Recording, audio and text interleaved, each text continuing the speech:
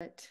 And, we're talking about Women's History Month. And part of it is we're trying to bridge, these interview questions with the leaders, the women leaders of today with the women leaders of the past. You talk about mentorship. I know, Fallon, you had a question about mentorship that we want to dig a little deeper. Yeah, yeah. So again, as Sandy said, we are celebrating Women Histories Month. So as we celebrate Women Histories Month, how do you approach mentorship, Tara, particularly in fostering the development and empowerment of women in your field of research in higher ed and leadership?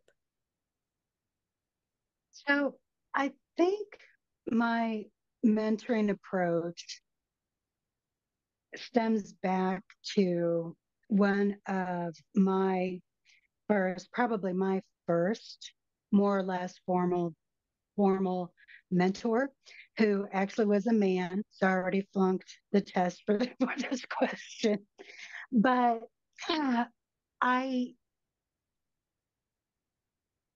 in a kind of a strange twist of events, about the time, and literally within like 10 days, 2 weeks, that I was preparing for my first official formal mentorship, he passed away. Oh my gosh.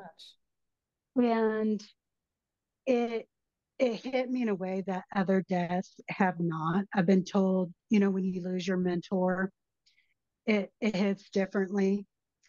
Um, and it does. And so as I was thinking, okay, how do I honor this remarkable man, and I have this opportunity to mentor this individual. And it wasn't really, his approach was not extravagant.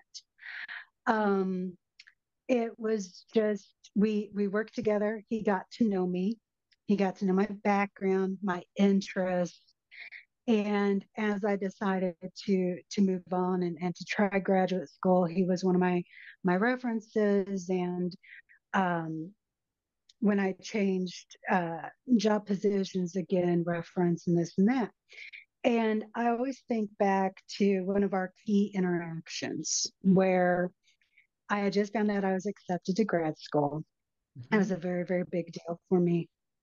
And so I told him, and he goes, okay, you're smart enough for grad school.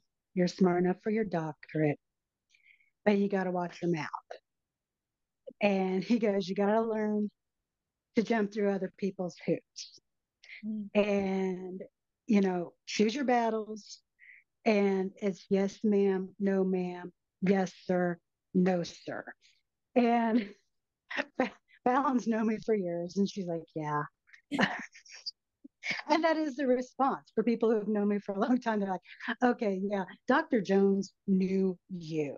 He knew you.